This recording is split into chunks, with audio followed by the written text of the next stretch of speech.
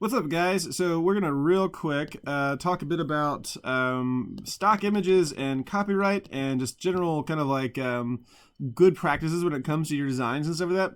So you probably have noticed every so often that what we do is, like, I give you an image and you guys just like duplicate that image, and that's fine because we're just doing learning techniques and whatnot. And every so often, I ask you guys to like make your own designs and stuff, and that's and it's fine to go online and like find inspiration and whatnot. But what's probably one of those things that you want to avoid is duplicating other people's work that you find on like stock image sites. Stock image sites have a fun little thing, and of course, a stock image obviously is just any photographic that you can use for anything else. Like if you want to go over there and you want to like get something from somebody, and use it for your magazine or your website or your movie or whatever like that. All that stuff is great, right? And so I think we're all kind of aware of that. If you go to a website like Pixabay or something like that, if you go there, you can see it's all free and stuff. Generally, though, whenever you open this up and stuff, and you want to like download it, and you have this sort of like Pixabay license, right, free for commercial use. And so when basically what you do is like it says that you have a variety of permissions that you can just put into any number of commercial use. You can modify it, all this other stuff, and you don't really have to attribute it, but obviously it's like one of those things that this is a sort of a community and stuff. But what they do ask is that you don't make it seem as if it's like your own, or just make unaltered copies of it and stuff, or obviously make it seem as if like you made that image and stuff like that, right? And that's just generally polite things. The thing of all this is kind of goes down to a thing called copyright. Now you probably know what copyright is. Copyright's just basically any kind of law that just says that once you make something, it's yours, and that you have basically the right of who's going to be able to use that and stuff. And we'll go into some specific examples. Oh my gosh, no. Stop it. Stop. All right, so when it comes to, having a copyright, basically you get to decide, you get to reproduce it and copy it, whatnot, right? You and determine who can. You can display it publicly, right? And you can determine who can. If you have the copyright, you can prepare derivative works, as in like works based off of it. And we'll talk about this. Let's see here. I'm going to go over here and say the Obama Hope poster, right? For instance, this right here was a very famous image, right? But what ended up happening was they found out that it was like based off of a photo that was like he just sort of traced over to create, that was copyrighted, and so he had to pay royalties for that, and he got in trouble for like trying to disguise that fact. So if you have the copyright to an image, even if it's like not that same image, if it's sort of based off of that, then that becomes a whole thing, right? So and then obviously finally distributing copies to the public by selling it and stuff, right?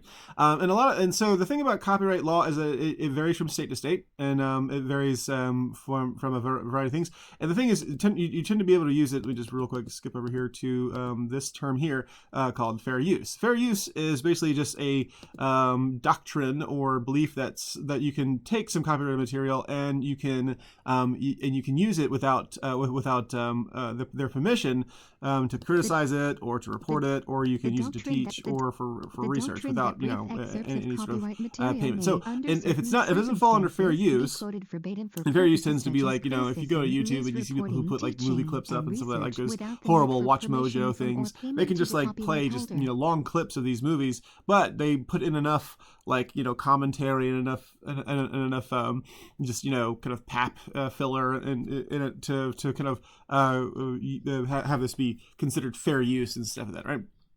So obviously nothing that we do here is going to run afoul of any of this stuff because it's all education. But generally speaking, if you want to use a copyrighted work, you have to obtain a license. License is basically just the right that you buy or you agree to through, for instance, the terms of conditions on whatever website you're using, like Pixabay, and if you can get that license, then you can recreate it. You can put it out there. You can publish it. You can sell it, or sell something with that image on it. For instance, if you wanted to sell like a book and the cover was stock photo that you found. You get that license, right? And sometimes the license you just pay one time, and sometimes you have to pay every time you use it, right? So for instance, if you want to, if you find like a website like for instance, Getty Images, right? Like this image right here, this is a what you call a royalty-free license. Essentially, you just pay one time, and then once you do that, you can print it unlimited number of times, or you can publish it to your website any number of times. Like for instance, if it's like the backdrop to your web page, and you have different pages on your website that use it, you can pay like a one-time license for it and stuff, and so that's the whole deal there, right? But other things that they require that you pay a royalty most of the time, like songs, for instance. Every time like "Happy Birthday" is sung, then someone has to get a check for that, right? So for instance, if you go to like those restaurants like Texas Roadhouse, they have their own little happy birthday song they sing. They can't sing happy birthday out loud to you in that public space because that would be a breach of someone's copyright. And if that word got around, then they might get in trouble. So as far as royalties go, royalties are basically just you have to pay to like the person who made that, who has that copyright. You have to pay it every single time it's used, right? So most of the time, if you buy stock images, it's going to be just a single one-time payment, because they can't obviously it's hard to track how many people are using it at a given time and stuff.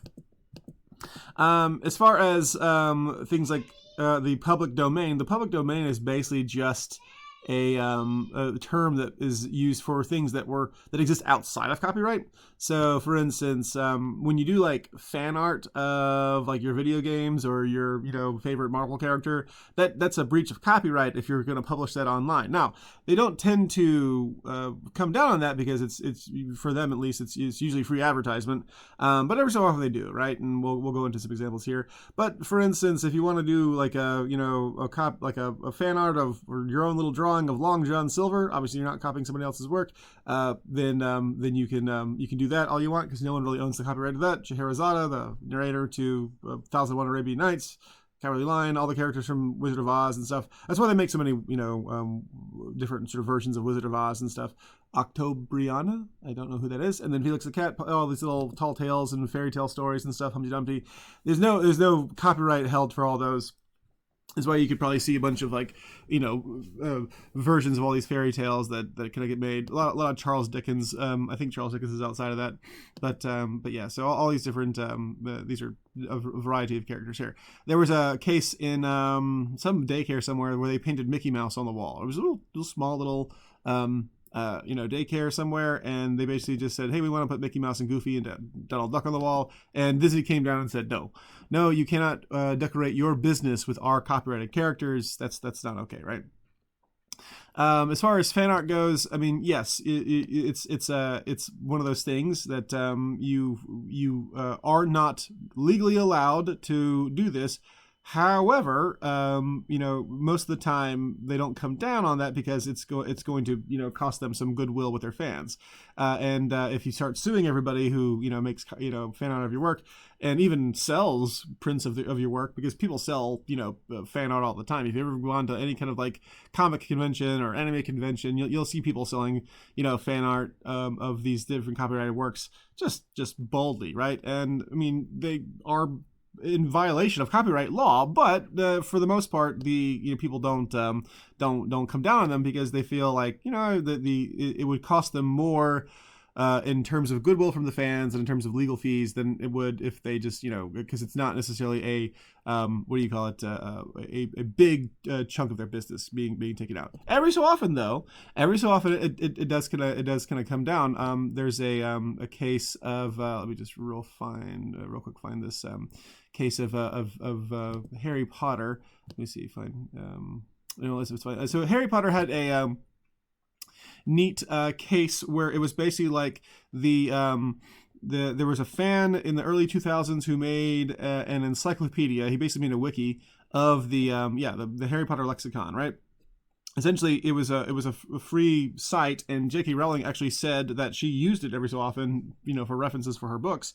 But they decided to make a printed version of that and publish that out, and Warner Brothers sued them and basically stopped the publication, because that was going to become a was going to cut into their business and stuff, right? So there's a few things here and there. Now, what happens with you guys is that when you guys make a design, anytime you make a design, the moment you make that, you are the copyright holder, right? However, if you want to go to court, then you're gonna want some kind of like proof that it's yours and that it was yours at a certain point in time, right? So for instance, if someone copies your work and you want to like track them down and say, hey, you gotta stop that. I have this copyright, and they say, well, prove it. Well, that's when you have to go to the Electronic Copyright Office of the of the United States government, and you have to like, pay, I think it's like $50 or $35 or so to get something copyrighted and registered within the U.S. Copyright Office.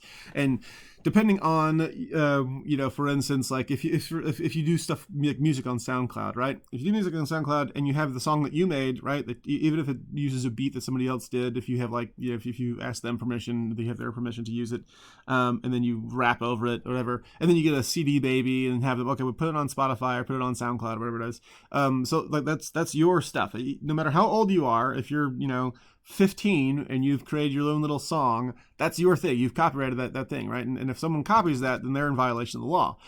However, the problem there is, how do you go about stopping them, right? So there's a bunch of stories of these sort of drop shipping sites, like this thing right here, wetseal.com, which was like, a drop shipping business out of China that, and generally speaking, some countries like, China and some others, they don't have a whole lot of respect for like, international copyright sort of recognitions.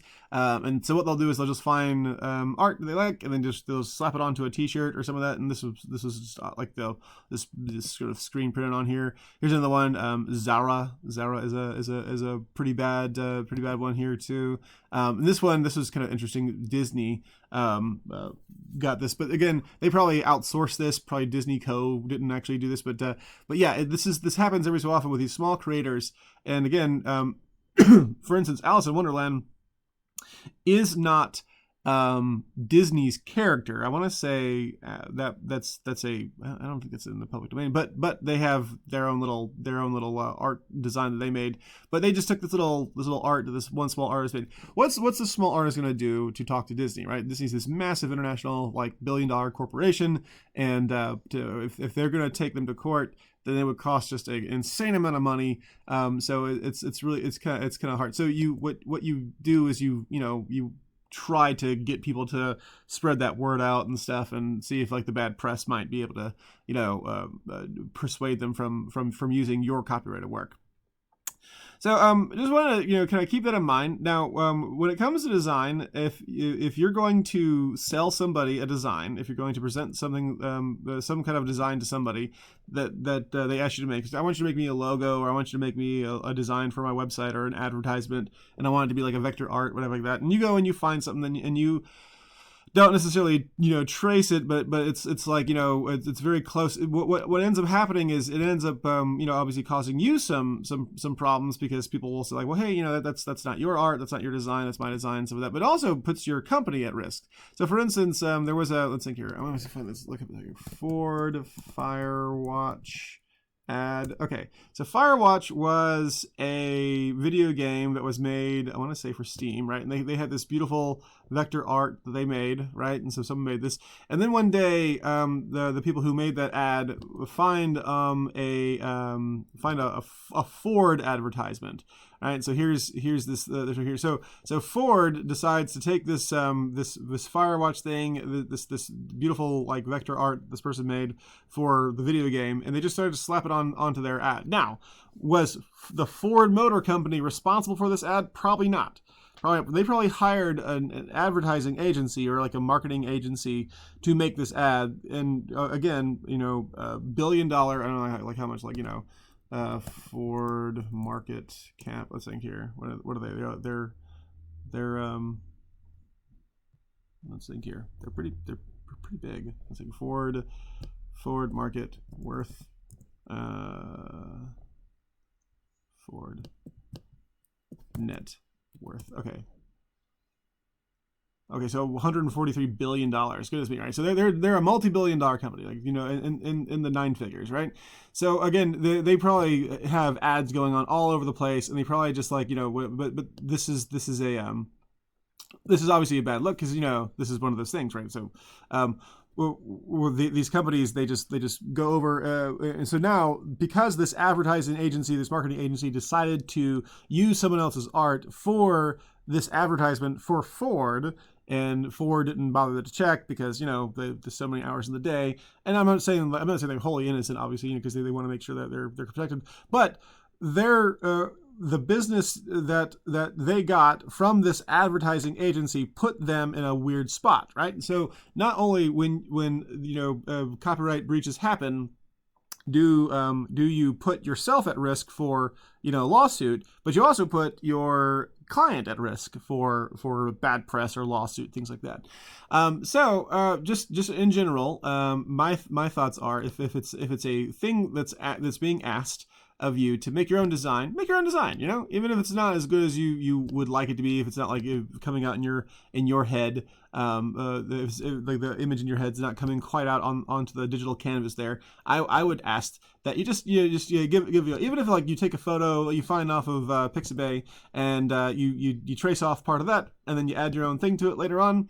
All that stuff is I would say more desirable than finding a vector design that then you know, kind of just sort of mimic and stuff like that. Because again, we're trying to explore how we you know, how we can use the tools that we've learned in terms of like vector design and graphic design and things like that and we can apply it towards our own our own imagination and stuff. It's all this other stuff. So this is neat. All right, so we've got a couple different designs here for this, and in this case, I am asking you to reproduce the design that I create on you know, on the canvas and stuff like that for these two coming up this week. So obviously do all that, but when we come back to another summative assignment, I'm going to ask that we think about what, you know, because eventually you are going to make your own flat design, you know, kind of object, and there'll be some like sort of requirements for that. So just, you know, keep that in mind. How would you bend this towards something that you want to make yourself? All right, so that's all for today. There's a little quiz about some of the things we talked about when it comes to copyright. So yeah, take a look at that, and I will see you guys later. Signing off.